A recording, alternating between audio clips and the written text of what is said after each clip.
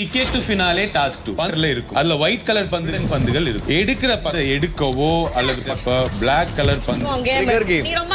நண்பர்கள் அனைவருக்கும் வணக்கம். இன்னைக்கான ஃபர்ஸ்ட் ப்ரோமோவை ரிலீஸ் பண்ணிட்டாங்க.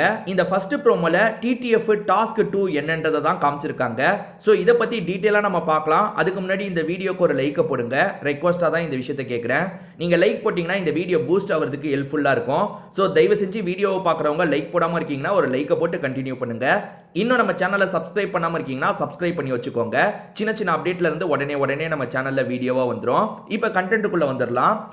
ஃபர்ஸ்ட் டாஸ்க்கை நீங்கள் பார்த்துருப்பீங்க. நேற்று எபிசோடில் வந்து பாதி டாஸ்க்கை காமிச்சாங்க. லைவ்ல ஃபுல் டாஸ்க் முடிஞ்சிருச்சு. அந்த டாஸ்கில் சுபிக்ஷா தான் கடைசி வரைக்கும் நின்று ஜெயிச்சாங்க. சுபிக்ஷாக்கு 9 பாயிண்ட் கிடைச்சது. அதே மாதிரி அரோரா அடுத்த கட்டத்தில் இருந்ததுனால 8 பாயிண்ட் கிடைச்சது. ஃபர்ஸ்ட் வெளியே போனது யாருன்னு பார்த்தீங்கன்னா சாண்ட்ரா தான். 1 பாயிண்ட் தான் கிடைச்சது. ஸோ இந்த நிலைமையில வந்து எல்லாருமே ஒவ்வொரு பாயிண்ட்ல இருக்காங்கல்ல. இப்போ டாஸ்க் 2 வந்து விக்ரம் தான் படிக்கிறாரு. என்ன டாஸ்க்ன்றத ஒரு பாக்ஸ் வச்சிருக்காங்க, க்ளோஸ்டு பாக்ஸ்.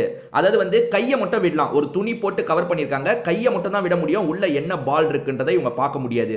அதுல ஒயிட்ன்ற பாலுக்கு வந்து 1 பாயிண்ட்னு வச்சுக்கோங்களேன். உதாரணத்துக்கு சொல்றேன். ஒயிட்ன்ற பாலை தான் இவங்க எடுக்கணும். ஆனா இவங்க பிளான் பண்ணி எடுக்க முடியாது.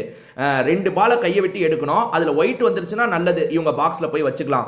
பிளாக் வந்துட்டா கொஞ்சம் பிரச்சனை. ஏன்னா வந்து அந்த பாக்ஸ்ல வந்து 2 பிளாக் பால் இருக்கும் போல, ஒரு கோல்டன் பால் இருக்கும் போல. கோல்டன் பாலுக்கு நிறைய பாயிண்ட், ஒயிட் பாலுக்கு சாதாரண பாயிண்ட், ஆனா பிளாக் பாலுக்கு நெகட்டிவ் பாயிண்ட் கிடைக்கும் போல. இந்த மாதிரி கையை விட்டு இவங்க எடுத்துக்கிட்டே இருக்கணும். எடுக்கிறது மட்டும் கிடையாது, அடுத்தவங்க பாக்ஸ்ல இருக்கிறதையும் தூக்கலாம். இப்போ முதல்ல எடுத்து முடிச்சிடணும். எல்லாருமே கையை விட்டு எடுத்து இவங்க எல்லார் பாக்ஸ்லயும் சேர்த்துருவாங்க. அப்படி சேர்த்ததுக்கு அப்புறம் அடுத்தவங்க பாக்ஸ்ல நீங்க போடலாம், எடுக்கலாம் போல. அடுத்தவங்க பாக்ஸ்ல உங்களுக்கு பிளாக் பால் வருதுன்னா அடுத்தவங்க தூக்கி போட்டு அவங்கள இருக்க ஒயிட் பால் எடுத்துக்கலாம், கோல்டன் பாலை எடுக்கலாம். அந்த மாதிரி சபரிக்கு கோல்டன் பால் கிடைச்சிருக்கு போல. இப்போ உதாரணத்துக்கு ஒயிட் பாலுக்கு 1 பாயிண்ட் தராங்கன்னா கோல்டன் பாலுக்கு 10 பாயிண்ட்னு வச்சுக்கோங்களேன். அப்போ கோல்டன் பால் யாருக்கு போதோ அதை எடுக்க எல்லாருமே நினைப்பாங்கல்ல. அந்த மாதிரி எடுக்கிறதுக்கெல்லாம் ட்ரை பண்ணுறது விசிபிளாக தெரியுது. ஏன்னா வந்து சபரி கிட்ட இருக்கு, பார்வதி ட்ரை பண்ணுற மாதிரிலாம் நமக்கு காட்டுறாங்க. பால்லாம் கீழே விழுது, அதில் எடுக்கிறதுக்கு ட்ரை பண்ணுறாங்க. இதெல்லாம் இந்த ப்ரோமோவை பார்த்து புரிஞ்சுக்கிறதா இருக்கு. அதே சமயம் இன்ஃபர்மேஷன் ஒன்று வந்திருக்குங்க. அந்த இன்ஃபர்மேஷன் படி பார்த்தா சுபிக்ஷா தான் இதில் 1 பாயிண்ட் எடுத்திருக்காங்கன்னு வந்திருக்கு. அப்போ கம்மி பால் மேபி சுபிக்ஷா வச்சிருக்கலாம். அந்த மாதிரி ஏதோ ஒரு ரீசன்னால சுபிக்ஷா தான் இதில் ரொம்ப கம்மி பாயிண்ட், 1 பாயிண்ட் தான் எடுத்தாங்கன்னு நியூஸ் வருது. ஓகேவா? அப்ப ஜெயிச்சது யாருன்னு ஒரு கேள்வி இருக்குல்ல, அதுவும் நியூஸா வந்திருக்கு. சாண்ட்ரா தான் இதுல ஜெயிச்சிருக்காங்க அப்படின்ற மாதிரி வருது. ஆனா இந்த ப்ரோமோல நானும் சாண்ட்ராவை தான் தேடுறேன். எந்த பக்கத்துல சாண்ட்ரா இருக்காங்கன்னு தெரியல. சாண்ட்ராவை இதுல காட்டவே இல்லைங்க ப்ரோமோல. அதாவது ஒரு வாரமா ஓடிட்டு இருப்பாங்களா இருக்கும். மெயினா காட்டல.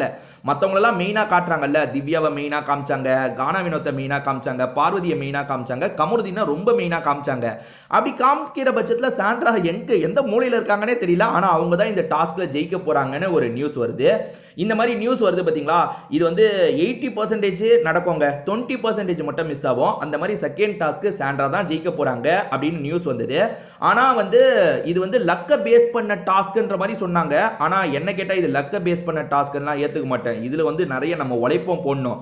நம்ம நல்லா விளையாண்டா தான் ஜெயிக்க முடியும். ஸோ செகண்ட் டாஸ்க்ல சாண்ட்ரா ஜெயிப்பாங்கன்னு வந்தது. தேர்ட் டாஸ்க்கை பொறுத்த வரைக்கும் விக்ரம் ஜெயிப்பார்னு வந்தது. செகண்ட் டாஸ்க்லயும் சரி, தேர்ட் டாஸ்க்லயும் சரி, சுபிக்ஷா தான் அவுட்டு. அதாவது 1 பாயிண்ட் தான் சுபிக்ஷா எடுத்தாங்கன்ற மாதிரி வந்தது. நடக்குதா இல்லையான்றத நம்ம பொறுத்திருந்து பார்க்கலாம். ஸோ இந்த டாஸ்க்ல எல்லாருமே பயங்கரமா விளையாடிட்டு இருக்காங்க. அடுத்தவங்க பாலை நம்ம எடுக்கணும்ன்ற மாதிரிலாம் விளையாடிட்டு இருக்காங்க. இந்த விளையாட்டுலையும் சரி, கமருதீனுக்கும் பார்வதிக்கும் முட்டிக்க ஆரம்பிக்குது. பார்வதி என்ன சொல்றாங்கன்னா, கேவலமா இருக்கு நீ பண்றது அப்படின்ற மாதிரி சொல்றாங்க. கேம்ல எல்லாம் பண்ணி தான் ஆகணும். ஏன்னா கமருதீன் என்ன பண்ணிருக்காருன்னா அவங்க கிட்ட இருந்து எடுத்துக்கிட்டே இருக்காரு போல. அதனால வந்து கேவலமா இருக்கு உன்னோட கேம் அப்படின்ற மாதிரி சொல்றாங்க. பதிலுக்கு அவர் ஏதோ கலாய்க்கிற மாதிரிலாம் சொல்லிட்டு இருக்காரு. இவங்களை நக்கல் பண்ற மாதிரி ஏதோ சொல்லிட்டு இருக்காரு.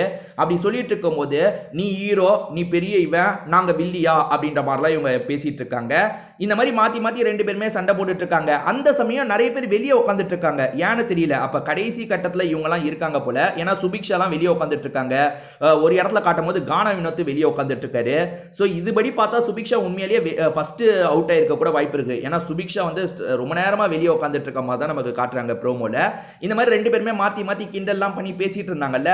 கடைசியா கமருதீன் என்ன சொல்றாருன்னா, வன்மம் வீழ்த்தப்பட்டது அப்படின்ற மாதிரி சொல்றாரு. ஒருவேளை பார்வதியை இவரால பார்வதி வெளியே போற மாதிரி ஆச்சா என்னன்னு தெரியல. வன்மம் வீழ்த்தப்பட்டது அப்படின்ற மாதிரி சொல்லி முடிக்கிறாரு. ஸோ இதுதாங்க இந்த ப்ரோமோல நடந்தது. நான் சொல்றது, அதாவது நீங்க வேணா இதை கேட்டு வச்சுக்கோங்க. இந்த டாஸ்க்கை பொறுத்த வரைக்கும் சாண்ட்ரா ஜெயிக்க போறாங்க. அதாவது டாஸ்க் 2 பொறுத்த வரைக்கும் சாண்ட்ரா ஜெயிக்க போறாங்க.